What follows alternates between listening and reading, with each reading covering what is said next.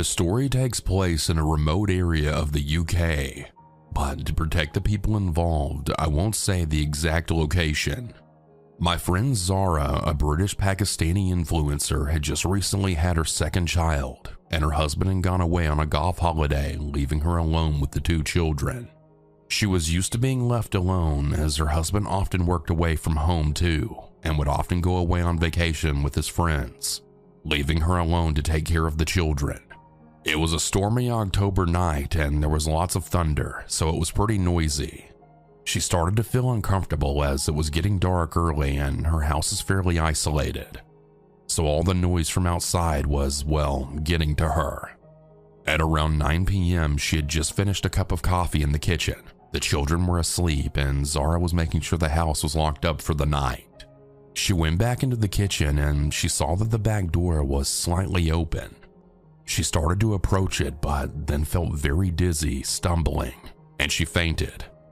Zara slowly regained consciousness and sat on a chair in the kitchen.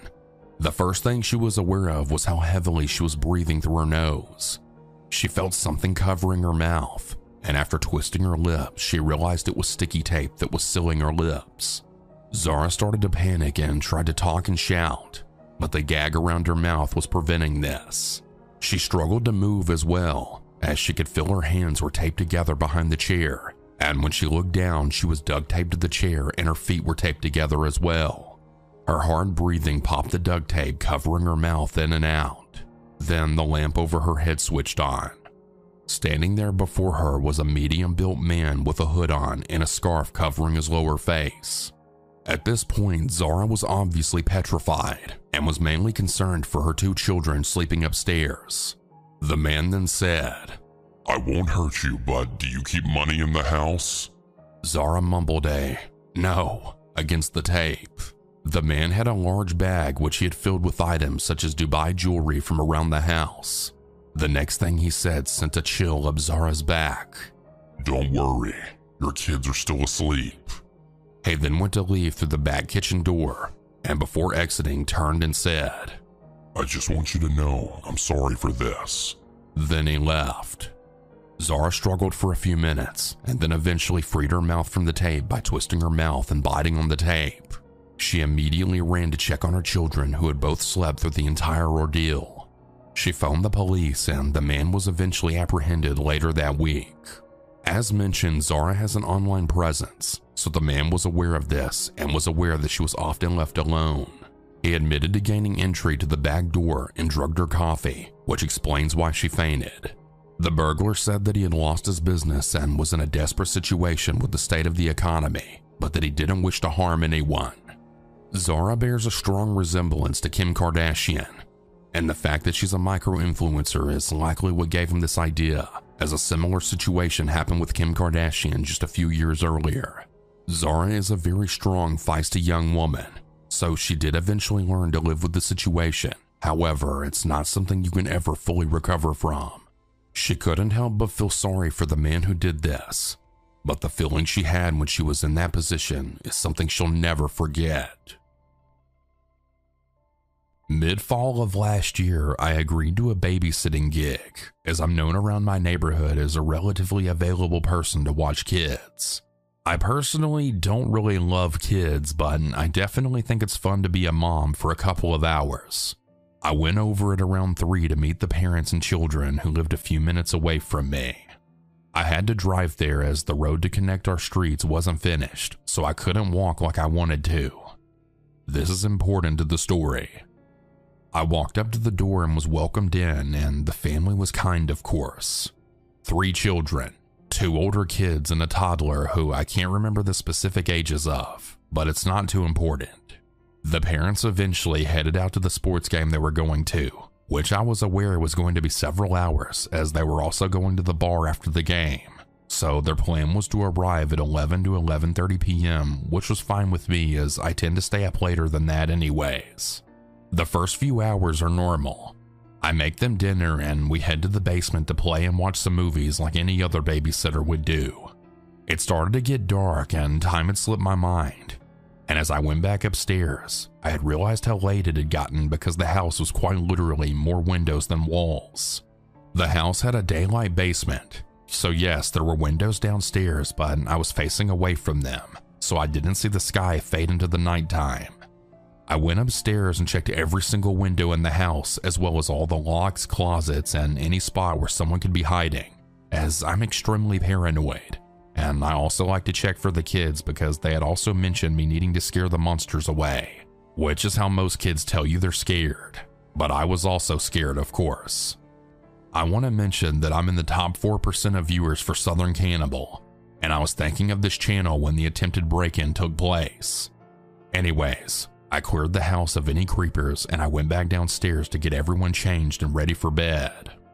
As I was wrapping up, I had heard some neighbors' dogs howling, which I wasn't too concerned about as I've babysat and pet sat for the dogs and kids in that neighborhood. And I knew it wasn't too much to be concerned about since there are foxes all over the yard since there's lots of fields and hills where I live at. I finished everything and took everyone in for bedtime and head upstairs to go have a snack since it was about 9:45 and I hadn't had dinner with the kids because I didn't want to eat all their food, and I figured I'd just wait so I could raid the pantry without them asking for chips or a soda too. My favorite part of being a babysitter is of course the free food. As I headed upstairs, I immediately remembered that I'd completely forgotten to lock the front door, as I was so worried about checking everything else, so I quickly walked to the door and locked it. It's a modern lock, the type that you need to put a code in, but there was also a top lock for extra security, which probably saved me from a horrific night. The windows around the door are the frosty type for privacy, so I couldn't see any distinct figures, but I noticed that there was nothing abnormal out there. I walked to the bathroom to then let out my poop I had been holding in for hours at that point. Sorry guys, but when you gotta go, you gotta go.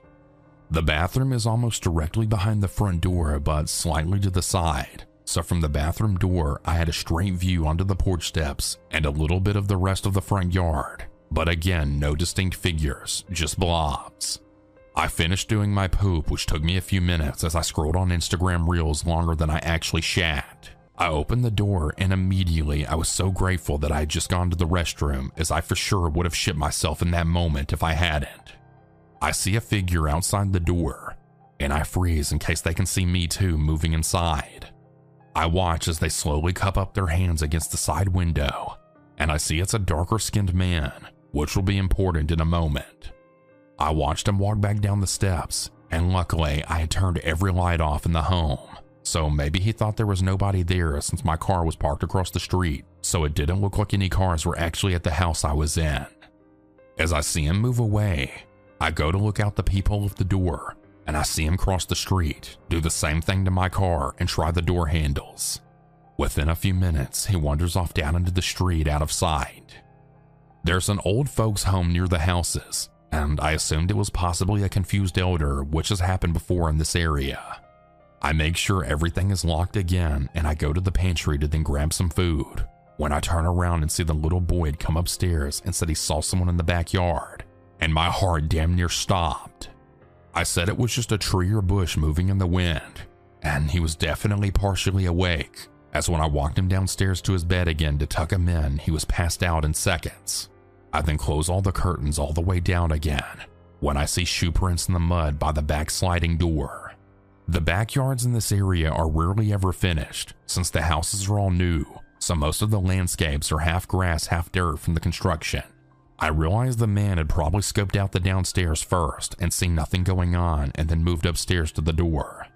I checked the peephole upstairs to see slight mud prints on the front porch, where my suspicion was confirmed. As I'm looking, I see the man emerge from the side of the garage again, and my stomach turns with disgust. But he kept walking through the yards of the neighborhood, which I found extremely odd. I was thinking of calling the police, but technically he hasn't done anything wrong other than loitering maybe, but there's no cameras to see how long he's been on the property. Plus, I didn't want to ruin the parents' night and make them come home early. I continued eating my snack in the kitchen on the floor, in the most private area of this completely windowed house where it was impossible to hide, when I hear the sound of the electric lock buzzing. There's a specific sound when the door is successfully unlocked, and to my horror, it makes that damn sound. I stop breathing as I crawl out of the corner and grab the first thing I see, which is a serrated knife I had used to cut up some bread earlier for sandwiches. I then realized I had slid the top lock over, which prevented anyone from opening the door anyways when I could still hear this freak trying to enter the house. I walked to the guest bedroom to get a better view. The front door is tucked between the guest room and garage on each side, so there was a window on the very front of the guest room that gave me a good view of the porch to see the man. This guy had the worst skin I had ever seen, not related to his color of course, but there were deep marks from what looked like picking needles and who knows what else. I see his hair. It's these extremely grown out locks, dirty hands covered in mud, and finally no shoes. I was peeking through the blinds so the man didn't see me. As his feet were pressed up towards the bottom of the door, I quickly crawled to the door again, and as quickly as I could tried to cut the rubber seal off the door that keeps the weather out. As I get it off, I shove the knife under the door and start going back and forth, and I hear him run off. I immediately told the parents and they were already heading home, and I decided to explain to them what happened and why their door has no way to keep out the door air now. I have no clue what this man's intentions were, or if I actually got him with the knife.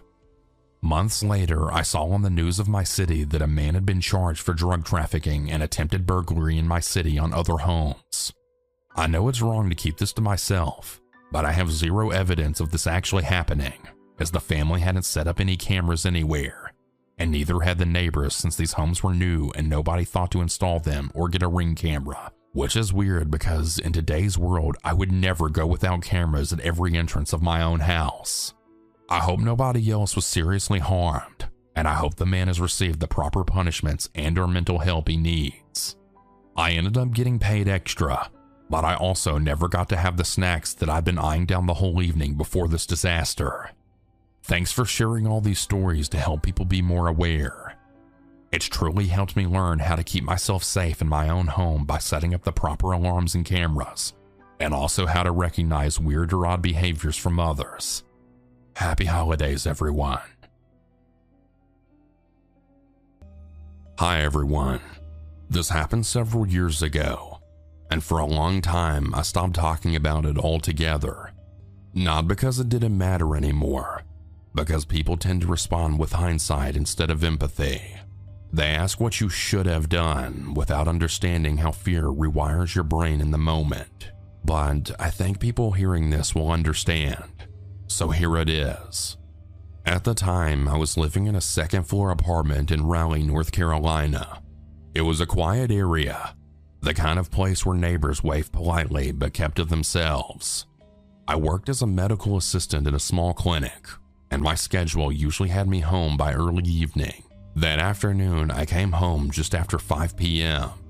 I unlocked the door, stepped inside, and let it close behind me with a dull click.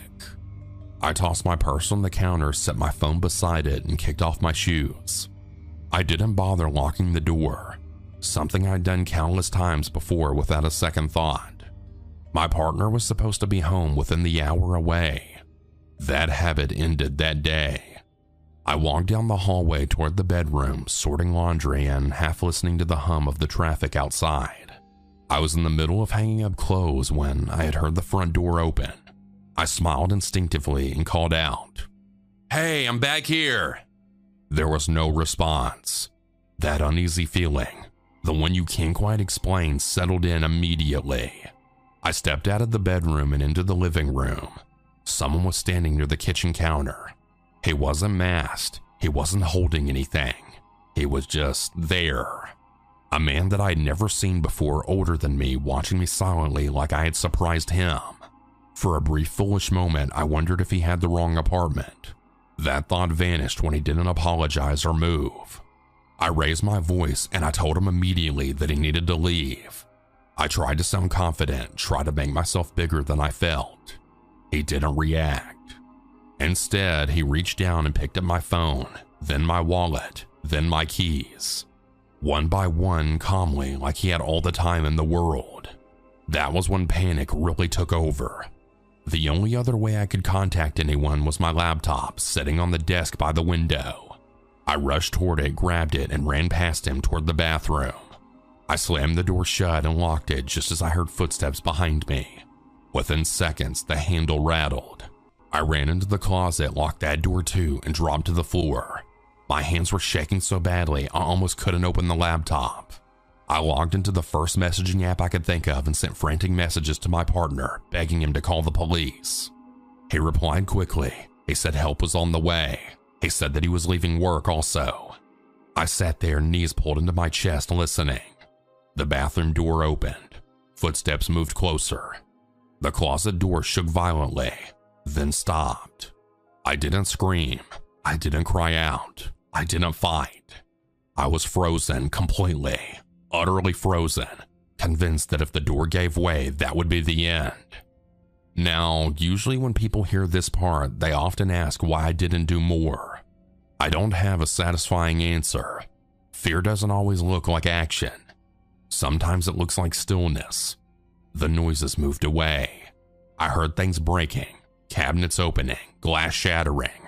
Time stretched and warped until I had no idea how long I'd been there. I messaged my mother. She lived states away. I told her I loved her. I asked her to keep replying even if I couldn't respond right away. I didn't want to be alone. Eventually, the front door opened again, this time followed by shouting. I recognized my partner's voice. Moments later, everything blurred. I remember the intruder being restrained. I remember sitting on the floor, shaking uncontrollably. I remember the police lights through the windows. The officers arrived way later than I expected, though I know fear distorts time. They took the man away, and I got my belongings back. I answered questions mechanically. As one officer was leaving, he told me that I should always lock my door. At the time, it felt like blame. Later, I just understood it was experience speaking. The incident itself lasted less than an hour. The aftermath lasted years. Even after we moved to a quieter town, to a safer building, to a place with only one entrance, I couldn't sleep. Every sound felt threatening. Every night felt like I was waiting for something terrible to just happen again. Eventually, I realized that the fear wasn't about where I lived. It was about how helpless I still felt. So I did something uncomfortable. I walked into a self-defense studio and signed up. At first, I stayed quiet. I stood in the back. I avoided attention. But over time, slowly and deliberately, I rebuilt something I thought I'd lost forever. My confidence, control, trust in myself. I've trained for years now. The person I was in that closet still exists, but she no longer defines me. I don't judge her anymore. She survived the only way she knew how, and now I know more. If you've experienced something like this and you still feel haunted by it, I want you to know you're not weak and you're not broken. Healing doesn't look the same for everyone, and there's no timeline for it.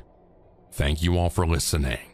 If sharing this helps even one person feel less alone, then it was worth it. Stay safe. This is still the most terrifying thing that has ever happened to me. What haunts me isn't just what occurred, but how narrowly I avoided something far worse. Sometimes I replay it in my head and realize that a single different choice, a single second longer, and I might not be here to tell this story at all. This happened about 4 years ago. It was when I was in my early 20s and still in university. On paper, my life was stable. I lived in a quiet neighborhood most people considered safe, tree-lined streets, families out walking in the evenings, nothing that ever made the news. I shared a modest apartment with my younger cousin, and we had an aging spoiled cat who believed the entire building belonged to him. Growing up, I'd always loved combat sports. I wasn't exceptional, but I was committed. I trained in whatever was available. Boxing, jiu-jitsu, a bit of karate, anything that taught me discipline and awareness. Training gave me confidence in my body and my reactions. But when I moved to the city for school, reality took over. Long commutes, endless coursework, late nights. Slowly, training slipped out of my routine until it became something I told myself I'd get back to someday. Our apartment just sat above ground level. The back of the building faced a neglected strip of greenery, a tangled mess of trees and brush that separated our building from an old service road. There was a narrow metal staircase attached to our kitchen balcony that led straight down into the shadows. It wasn't something I liked to think about, but we always kept that door locked. Always, except when the cat wanted out. My days were exhausting. I left home late in the morning and often didn't return until after dark. So when a friend offered to drive me home one evening, cutting my commute in half, I was relieved. I arrived much earlier than usual, just as the sky was dimming into dusk. The building felt strangely still. I unlocked the door, stepped inside, and called out my cousin's name out of habit. No answer. This wasn't unusual. He was often out and doing things. But something about the silence felt heavy, like the air itself was so tense. Only one lamp was on near the entryway. The rest of the apartment was dark. I remember pausing, my hand still on the door, listening. Nothing. Yet my stomach tightened, that familiar instinctive warning that something wasn't right. I moved slowly down the hallway toward the bedrooms. That's when I heard it. A door slammed, hard enough to echo throughout the apartment. It came from my cousin's room. At first, my mind scrambled for a normal explanation. Maybe he had been showering and just panicked when he heard me come in. Maybe he was playing some kind of a prank. But then I heard voices, low hurried whispers, not playful, not familiar. They sounded urgent, pressed. My heart started pounding. I became painfully aware of every sound I made, the creak on the floor, my own breathing. Before I reached his door, I glanced into my bedroom. It looked like a bomb had gone off. My drawers were pulled out, clothes scattered everywhere. Books lay face down on the floor. My desk was bare, as if someone had swept everything off of it in one violent motion. That was the moment everything clicked.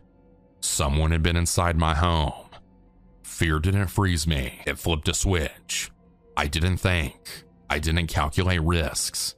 My body just moved before my brain could catch up. I slammed my shoulder into my cousin's bedroom door with everything I had. The door burst open. The room was empty but destroyed.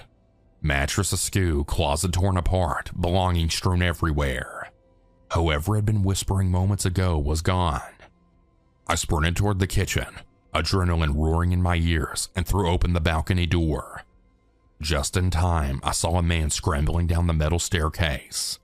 He stumbled when he hit the ground, almost collapsing before regaining his balance. He looked ordinary.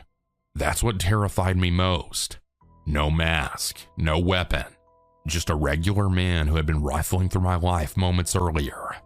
I screamed, raw, furious, wordless, and he bolted into the darkness beyond the trees. He was gone. The adrenaline drained fast, replaced by shaking panic. Then I realized what was missing. It was my laptop. I tore through the apartment in a frenzy, sobbing, pulling things apart that were already destroyed. Now, that laptop wasn't just an object. It held my schoolwork, my personal files, my connection to my friends that I talked to every day. Losing it felt like I was losing my footing entirely. I collapsed onto the floor, gasping for breath, my hands numb. I called my mom. I don't remember what I said, only that she kept asking me to slow down. Later, she told me that my words were all jumbled, switching languages mid-sentence without warning. The police arrived eventually. They asked questions, took notes. I looked around. Their presence felt hollow, like a formality rather than protection. That's when we found it. A pillowcase stuffed with our belongings abandoned in the chaos.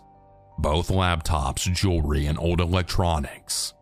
Inches away from where I'd been searching, unseen because my mind was still spiraling. Nothing ever came out of the investigation.